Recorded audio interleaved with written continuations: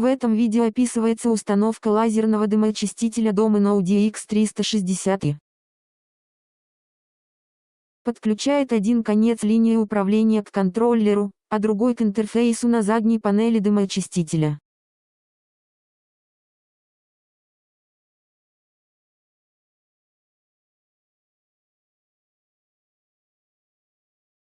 Подключите линию электропередачи и газовые трубы очистителя и подтвердите, что все вилки закреплены.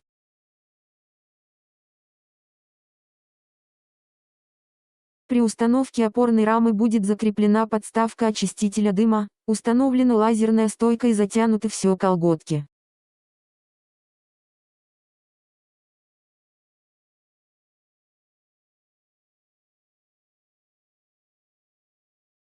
После завершения снова проверьте прочность трубопроводов, кабелей опор.